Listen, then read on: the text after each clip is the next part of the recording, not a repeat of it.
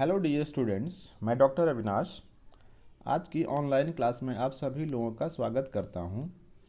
तो आज के इस लेक्चर में हम लोग भारतीय मुद्रा बाजार के बारे में बात करेंगे और देखेंगे कि जो भारत का मुद्रा बाजार है वो उसकी परिभाषा क्या है, उनमें कौन कौन सी संस्थाएं भाग लेती हैं, उनमें कौन कौन से फाइनेंशियल इंस्ट्रूमेंट्स या वित्तीय प्रपत्र प्रयोग किए जाते हैं और देश के विकास में इन बाजारों का क्या योगदान होता है।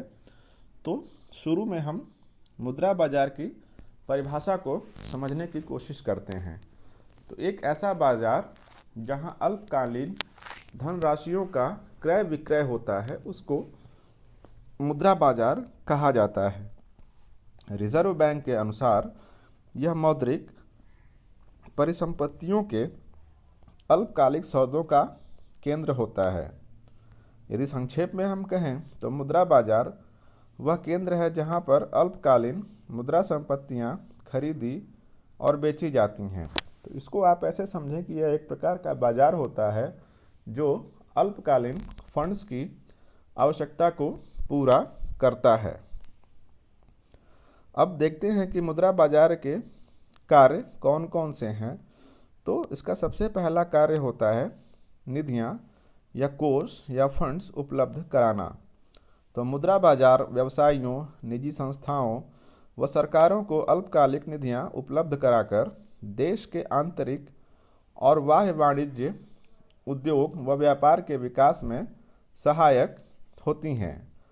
इसका अर्थ है कि देश में जो निवेशक होते हैं या ऐसी संस्थाएं या व्यवसायी जिनको फंड्स की आवश्यकता होती है ताकि उसका वो निवेश कर सकें, तो ऐसे लोगों को या ऐसे संस्थाओं के फंड्स की आवश्यकता को पूरा करने के लिए यह बाजार सहायता करता है। दूसरा, अतिरिक्त निधियों का उपयोग। तो मुद्रा बाजार वाणिज्यिक बैंकों, अन्य वित्तीय संस्थाओं या गैर वित्तीय व्यवसाय निगम, राज्य व स्थानीय सरकारों को अल्प अवधि के लिए अपने अतिरिक्त निधियों के लाभकारी उपयोग का अवसर उपलब्ध कराता है। इसका अर्थ यह है कि जो संस्थाएं हैं, जो वित्तीय संस्थाएं हैं, उनके पास यदि सरप्लस फंड है या उनके पास अतिरिक्त पैसा है तो यह जो मुद्रा बाजार है उनको एक विकल्प देता है जिसके माध्यम से वो अपने पैसे को सही तरीके से उपयोग कर सकें। इसके अलावा मुद्रा बाजार प्रेषण सुविधाएं भी मुहैया कराता है। तो एक विकसित मुद्रा बाजार एक बाजार से दूसरे बाजार को निधियों का स्थानांतरण करने के लिए सहज और सस्ती प्रेषण सुविधाएं उपलब्ध कराता है। इसके साथ साथ मुद्रा बाजार सरकार को भी सहायता प्रदान करता है।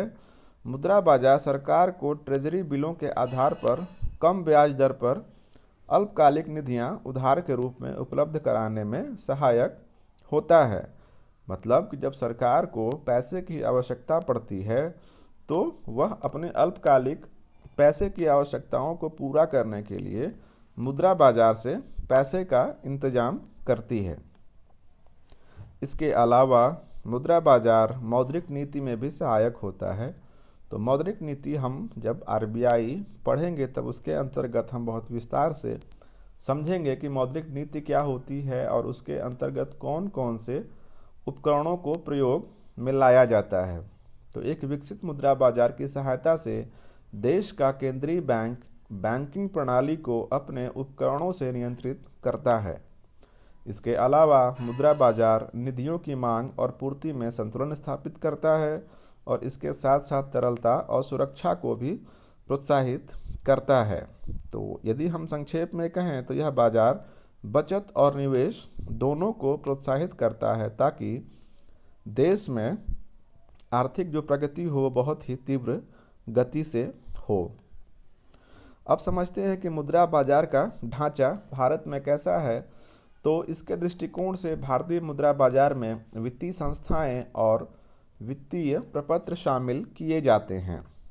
तो हम देख सकते हैं कि भारतीय मुद्रा बाजार के दो अंग हैं। पहला, इसमें वित्तीय संस्थाएं होती हैं और दूसरा, ये संस्थाएं कुछ इंस्ट्रूमेंट्स या वित्तीय प्रपत्रों के माध्यम से ही अल्पकालीन कोषों या निधियों का आदान प्रदान, लेन देन या क्रय विक्रय करती हैं। तो सबसे पहले समझते हैं कि वित्तीय संस्थाएं कौन कौन सी हैं। तो इसको हम संगठित क्षेत्र और असंगठित क्षेत्र में बांट सकते हैं। तो संगठित क्षेत्र में भारतीय रिजर्व बैंक, व्यापारिक बैंक, सहकारी बैंक जैसी संस्थाएं शामिल की जाती हैं और असंगठित क्षेत्रों में देशी बैंक, साहूकार इत्यादि को शामिल किया जाता है। इसके अलावा यदि हम वित्तीय प्रपत्रों की बात करें जिनके आधार पर ही फंड्स का ट्रांसफ़र होता है, तो इसमें हम अल्प सूचना मुद्रा बाजार शामिल करते हैं, वाणिज्य वित्त बाजार शामिल करते हैं, ट्रेजरी बिलों को शामिल करते हैं, वाणिज्य बिलों को शामिल करते हैं, जमा प्रमाण पत्र शामिल करते हैं, अंतर बैंक भागीदारी प्रमाण पत्र और नवीन उपकरणों को वित्तीय प्रपत्रों के अंतर्गत शामिल किया जाता है। अब हम एक एक करके इन बिंदुओं के बारे में चर्चा करेंगे। तो सबसे पहले समझते हैं कि वित्तीय संस्थाएं कौन कौन सी हैं। तो संगठित क्षेत्र में समझते हैं कि कौन कौन सी संस्थाएं इसमें भाग लेती हैं। तो मुद्रा बाजार के इस अंग में उन वित्तीय संस्थाओं को सम्मिलित किया जाता है जो आधुनिक व यूरोपीय ढंग से कार्य करती हैं। इस अंग में सर्वोच्च संस्था देश का केंद्रीय बैंक, जैसे भारत में रिजर्व बैंक ऑफ इंडिया है, वह होती है। इसके अतिरिक्त स्टेट बैंक ऑफ इंडिया, राष्ट्रीयकृत बैंक, भारतीय अनुसूचित व गैर अनुसूचित बैंक व विदेशी बैंक व सहकारी बैंकों को सम्मिलित किया जाता है। असंगठित क्षेत्र में देशी बैंकर, महाजन, साहूकार, चिट फंड आदि को सम्मिलित किया जाता है। इसकी जो कार्यप्रणाली होती है उसमें बहुत ही विविधता पाई जाती है और ये मोस्टली अनरेगुलेटेड होते हैं। अब हम समझते हैं कि वित्तीय प्रपत्र कौन कौन से होते हैं। तो सभी प्रपत्रों के बारे में हम एक एक करके बात करेंगे। तो भारतीय मुद्रा बाजार का दूसरा महत्वपूर्ण अंग वित्तीय प्रपत्र है जो अल्पकालीन ऋण उपलब्ध कराते हैं। इन प्रपत्रों का लेन देन करने वाले उप बाजार होते हैं जो अल्पकालीन ऋण उपलब्ध कराते हैं। तो सबसे पहले हम समझेंगे कि अल्प सूचना साख बाजार या कॉल मनी मार्केट क्या होता है। तो अल्प सूचना साख बाजार वह बाजार है जहां अल्पकालिक निधियों जो मांग पर देय होती हैं का व्यापार होता है। इसके ऋण की परिपक्वता अवधि या मैच्योरिटी पीरियड 1 दिन से 14 दिन तक के लिए हो सकती है। जिस दर पर इस बाजार में कोषों को उधार दिया जाता है या लिया जाता है उसे अल्प सूचना साख दर कहा जाता है, जो कि बाजार की शक्तियों द्वारा निर्धारित होता है। अब देखते हैं कि इसमें कौन कौन सी संस्थाएं पार्टिसिपेट करती हैं। तो कुछ संस्थाएं ऐसी होती हैं जो ऋणदाता और ऋणी दोनों रूप में काम करती हैं, या ऐसी संस्थाएं जो कि ऋण दे भी सकती हैं और ऋण ले भी सकती हैं। तो इन संस्थाओं में सभी वाणिज्यिक बैंकों को शामिल किया जाता है। एसबीआई है, सहकारी बैंक है, भारतीय बट्टा एवं वित्त गृह लिमिटेड है, भारतीय प्रतिभूति व्यापार निगम आदि संस्थाएं इसमें आती हैं। इसके अलावा कुछ संस्थाएं ऐसी होती हैं जो केवल ऋण दे सकती हैं, अर्थात जो केवल ऋणदाता के रूप में इस बाजार में भागीदारी करती हैं, जिसमें कि बिल पुनर्बट्टा बाजार में कार्यशील विशिष्ट संस्थाएं जैसे कि भारत जीवन बीमा निगम, नाबार्ड, आईडीबीआई जैसी संस्थाएं इसमें शामिल हैं जो कि केवल ऋण दे सकती हैं। अब समझते हैं कि वाणिज्य बिल बाजार या कॉमर्शियल बिल मार्केट क्या होता है। तो वाणिज्यिक बिल बाजार वह बाजार है जो बिलों से व्यवहार करता है। वाणिज्य बिल वे बिल हैं जो बेची या खरीदी गई वस्तुओं के विनिमय में फर्मों या व्यापारियों द्वारा जारी किए जाते हैं। क्रेता प्रतिज्ञा पत्रों का प्रयोग करते हुए एक निश्चित तिथि पर एक विशेष राशि विक्रेता को देने की प्रतिज्ञा करता है। दूसरी ओर विक्रेता प्राप्त वस्तुओं के लिए एक निश्चित तिथि पर विशेष राशि देने के लिए क्रेताओं को वाणिज्य बिल प्रत्यक्ष रूप से जारी करता है। अब समझते हैं कि ट्रेजरी बिल बाजार या ट्रेजरी बिल मार्केट क्या होता है। तो एक ऐसा बाजार जहां ट्रेजरी बिलों की खरीद व बिक्री होती है। ट्रेजरी बिल एक वित्तीय उपकरण है जो सरकार की तरफ से केंद्रीय बैंक द्वारा एक प्रतिज्ञा पत्र के रूप में जारी किए जाते हैं।